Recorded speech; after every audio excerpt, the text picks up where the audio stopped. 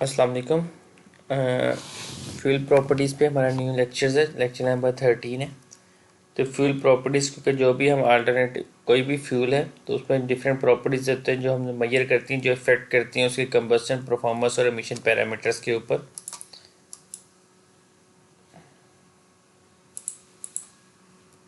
तो नेक्स्ट करते हैं, फर्स्ट फ्यूल के ऊपर डिस्कस करते हैं कि फ्यूल कौन कौन सी होते हैं और किस किस टाइप के होते हैं। Fuel is an material that can be made to react with other substance so that it release chemical और nuclear energy as a heat और to be used for work.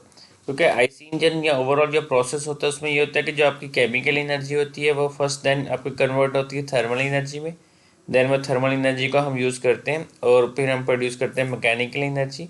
Then उस मैकेनिकल एनर्जी को use करके हम गाड़ी को drive करते हैं। The concept was originally applied solely to those material capable of releasing chemical energy but has since also be applied to other sources of heat energy such as nuclear energy। Start में तो ये process use हुआ था chemical energy को, लेकिन nuclear था, is a type of a chemical था, लेकिन उसको हम उसको अलग से डिफाइन करते हैं न्यूक्लियर एनर्जी के तौर पे, जिसमें दो प्रोसेस होते हैं, न्यूक्लियर फिजन और न्यूक्लियर फ्यूजन का। तो फर्स्ट इसमें डिफरेंट टाइप्स ऑफ फ्यूल्स हैं। सॉलिड फ्यूल्स के पता है आपको, जो इसमें प्राइमरी हैं वो वुड, कोल, पीट या डंग, जिसको डंग कहते हैं, ये काव डंग वगैरह यूज़ होते हैं। और इसका सेकेंडरी या आर्टिफिशियल जो इसी से ड्राइव किए गए हैं, मतलब कि जो प्राइमरी फ्यूल्स है वो कोक और चारकोल है। और सेकंड वन लिक्विड फ्यूल्स हैं, इसमें आपके पास मेनली पेट्रोलियम है, एंड पेट्रोलियम से आपके पास जो क्रूड ऑयल होता है उससे डिराइव किए होते हैं डीजल, गैसोलीन, कैरोसिन, एलपीजी, कोल, जैसे नेफ्ता, एथेनॉल या अल्टरनेटिव फ्यूल्स में बायोडीजल। सॉरी, अगर हम दूसरी बात करें तो बायोडीजल वगैरह भी इसमें लिक्विड फ्यूल्स में आएंगे, लेकिन वो हम ड्राइव करते हैं फूड से, फूड वेस्ट से। और सेम इस तरह वेस्ट ऑयल्स आते हैं, इसमें टायर या प्लास्टिक ऑयल आते हैं। तो गैसेस फ्यूल्स में नेचुरल गैस आपके पास, उसमें हाइड्रो, देन आपके पास इससे ड्राइव किए गए हाइड्रोजन, प्रोपेन, मीथेन, या आपके पास डिफरेंट किस्म की जो गैसेस हैं वो आपके पास आएंगी, जिसमें एलपीजी वगैरह।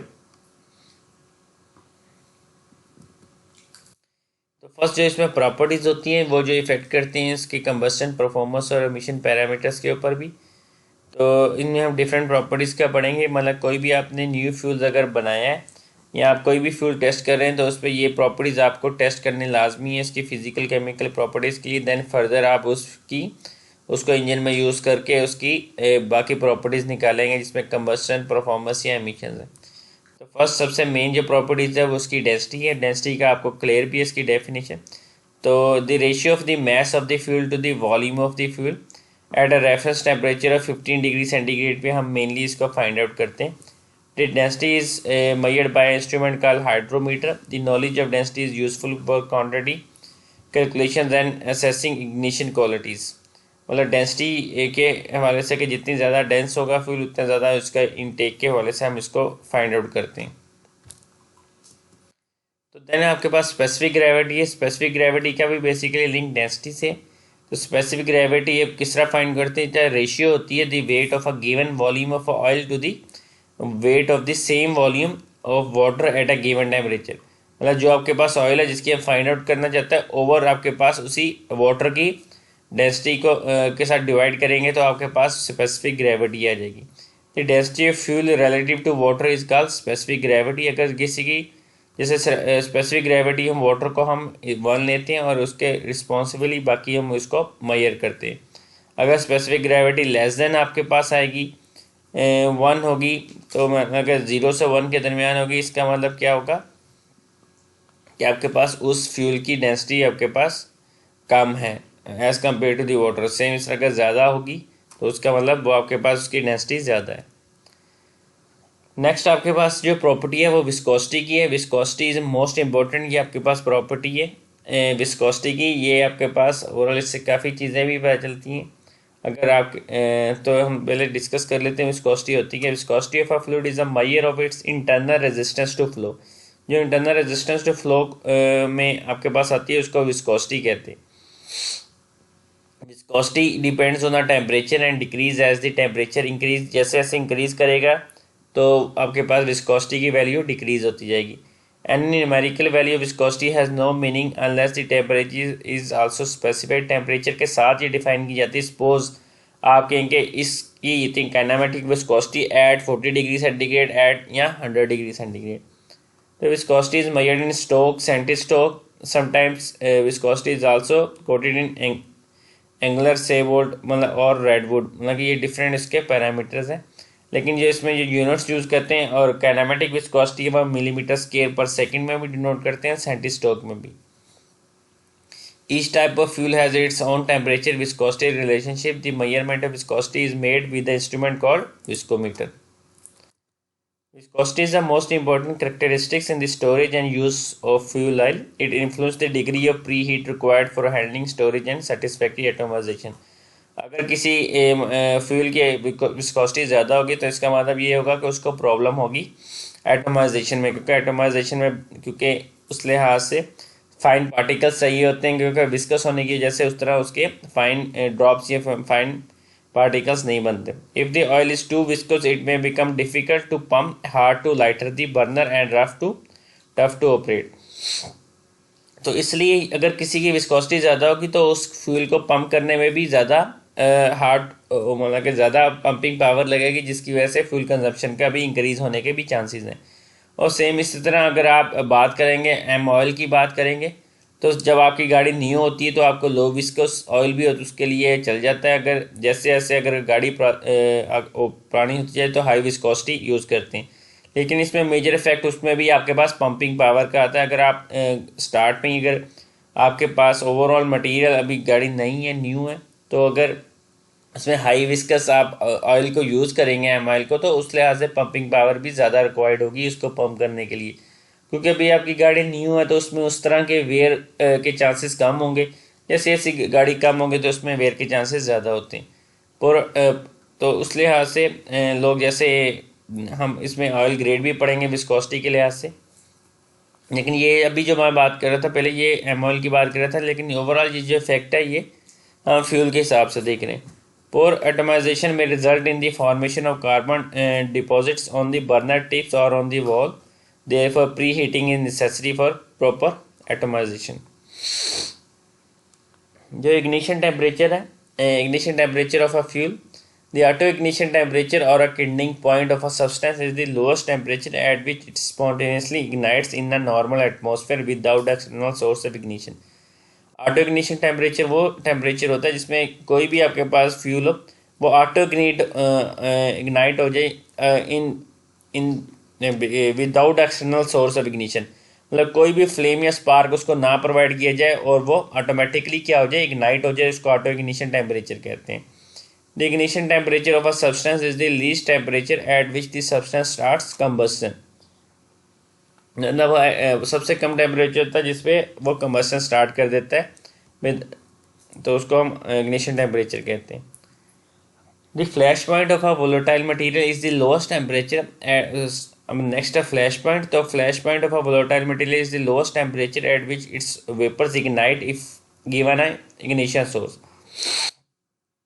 अब फ्लैश पॉइंट में ये होता है कि वोलेटाइल मटेरियल का वो लोएस्ट टेम्परेचर होता है कि जैसे ही उसके जो वेपर्स होते हैं वो इग्नाइट हो जाएं, तो अगर हम उसको कोई इग्निशन सोर्स प्रोवाइड किया जाए तो the flash point is sometimes confuse with the auto ignition temperature, the temperature that cause.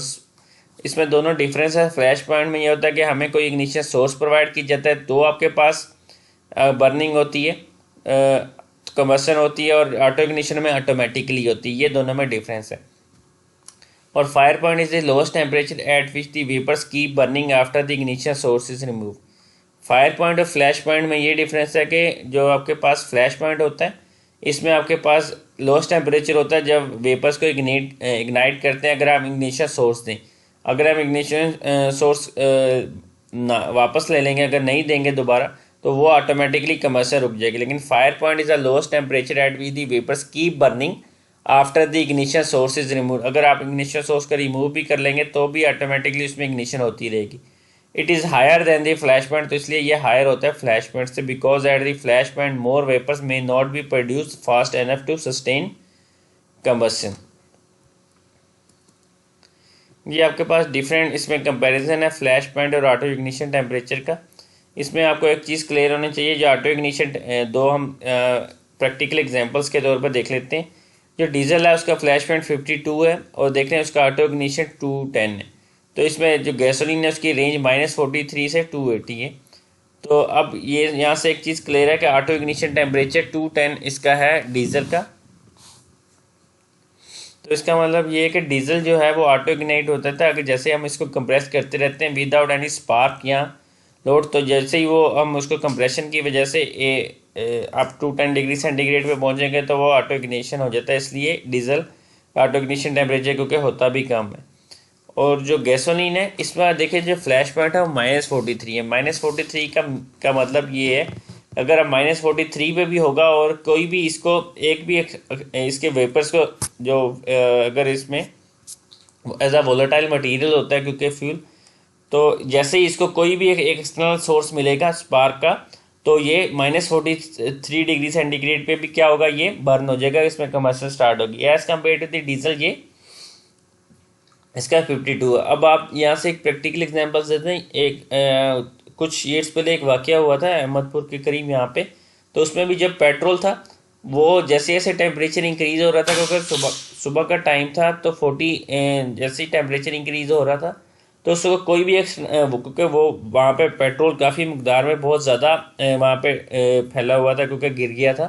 तो जैसे ही एक कोई भी -43 अब इसका फ्लैश पॉइंट, जैसे ही कोई भी उसको स्पार्क या कोई भी एक सोर्स मिला होगा तो उसमें पूरा का पूरा क्या होगा, वो एज अ वोलेटाइल मटेरियल के तौर पे वो पूरा का पूरा वो कंबस्ट हो गया as compare to the diesel. आपने और दूसरा आपने पेट्रोल पंप्स में भी देखा होगा कि पेट्रोल पंप्स में भी जो शेड होता है वो ज़्यादातर वो प्रेफर करते हैं जो गैसोलीन या पेट्रोल सेक्शन है उसके ऊपर वो शेड करें, एज कम्पेयर टू जो डीजल होता है वो आपके पास शेड एरियाज में कई जगह पे नहीं होते, क्योंकि पेट्रोल होता है क्योंकि उसका फ्लैश पॉइंट काफ़ी कम होता है, तो इसलिए उसको लाजमी होता है कि आप शेड्स करें ताकि उसमें इग्निशन के चांसेस कम से कम हो।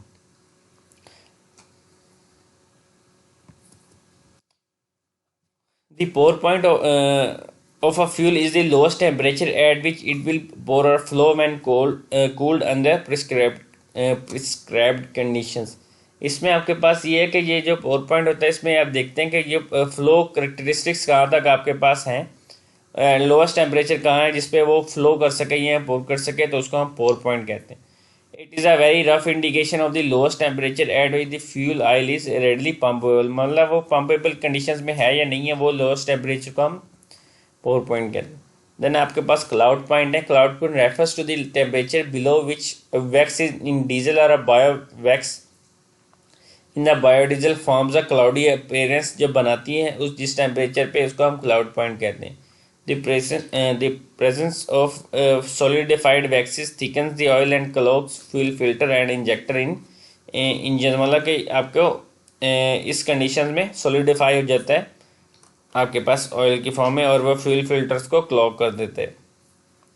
The wax also accumulate on a cold surfaces producing for example pipeline and forms an emulsion with water. Therefore, the cloud point indicates the tendency of the oil to plug filters or small orifices at a cold operating conditions. इसलिए ये ज़्यादातर problems वहीं पे आता है जहाँ पे temperature minus में होता है, तो वहाँ पे lowest temperature as a cloud point के तौर पे कि वो फिल्टर्स को प्लग कर देते हैं और पंपिंग कंडीशंस में नहीं होता जिसकी वजह से प्रॉब्लम आती है। अब ये जनरल डेफिनेशन है स्पेसिफिक हीट की। Specific heat is amount of, basically ये होता है कि जितनी 1 kg अगर आपके पास ऑयल हो उसका 1 डिग्री सेंटीग्रेड इंक्रीज करने के लिए जितना टेम्परेचर रिक्वायर्ड होता है उसको हम स्पेसिफिक हीट के तौर पे लिखते हैं। इसका जो यूनिट जितनी एनर्जी रिक्वायर्ड होती है, अगर आपने 1 किलोग्राम ऑयल का टेम्परेचर 1 डिग्री सेंटीग्रेड इंक्रीज करना है उसको स्पेसिफिक हीट कहते हैं। This unit specific heat is kilo calorie. ये एनर्जी ओवर के यूनिट्स है, ओवर किलोग्राम किलोग्राम है और डिग्री सेंटीग्रेड टेम्परेचर इंक्रीज करना। The specific heat determines how much steam और electrical energy it takes to heat oil to a desired temperature. Light oils have a low specific heat whereas heavier oils have a higher specific heat. अब calorific value है। Calorific value मतलब कि कितनी आपके पास उसमें heating value आपके पास ऑयल की। The calorific value is the measurement of heat or energy produced as it's measured either as a gross calorific value or a net। इसको लोअर हीटिंग वैल्यू और हायर हीटिंग वैल्यू भी कहते हैं। जो lower होती मतलब जिसकी वैल्यू कम होगी एज अ लोअर, और जिसकी ज़्यादा होगी उसका हायर हीटिंग वैल्यू। इस पर जो हम डिफरेंस यहाँ पे देख लेते हैं। इसका मतलब ये है कि जब आप किसी भी फ्यूल को हीट अप मतलब कि किसी कोई भी फ्यूल जब बर्न करता है, कम्बस्ट करता है, तो कितनी हीट या एनर्जी को आप प्रोड्यूस करता है, तो उसको हम हीटिंग वैल्यू कहते हैं। The difference being the latent heat of condensation of the water vapour produced during the combustion process. ये डिफरेंस होता है इन दोनों के दरमियान, जो ग्रॉस या नेट में के लेटेंट हीट ऑफ कंडेंसेशन का और वाटर वेपर्स का। The gross calorific value assumes all the vapours produced during the combustion process is fully condense. जो ग्रॉस होती है या हायर हीटिंग वैल्यू की होती है कि सारे के आपने फ्यूल को बर्न किया और वो गैस में चेंज हो गया।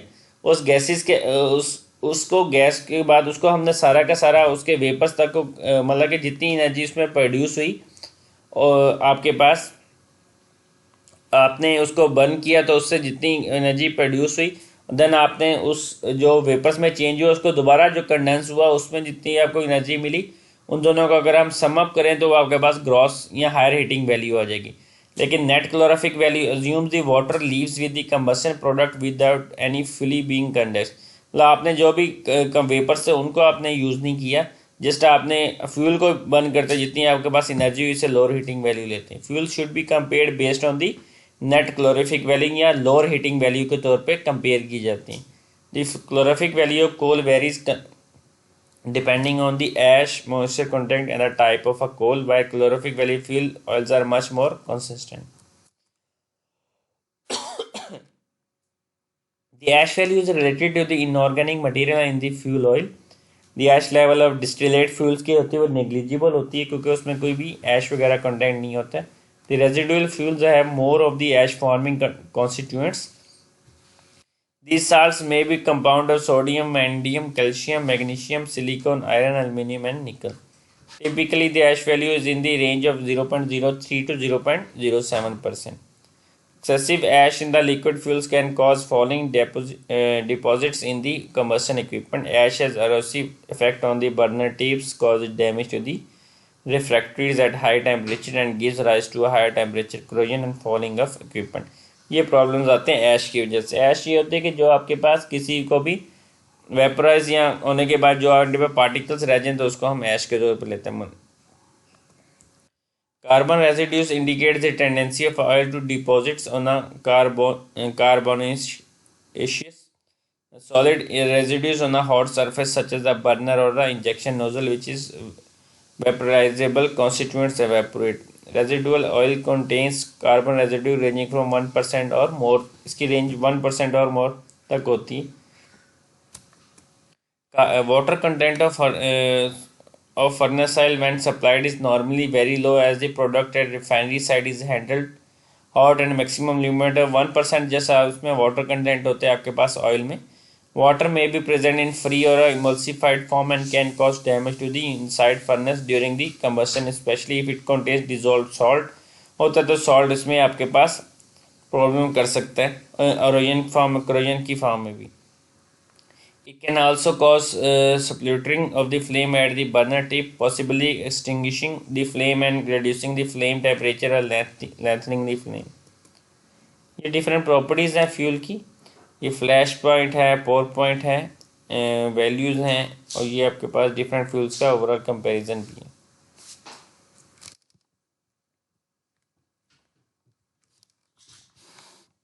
Okay, thank you students.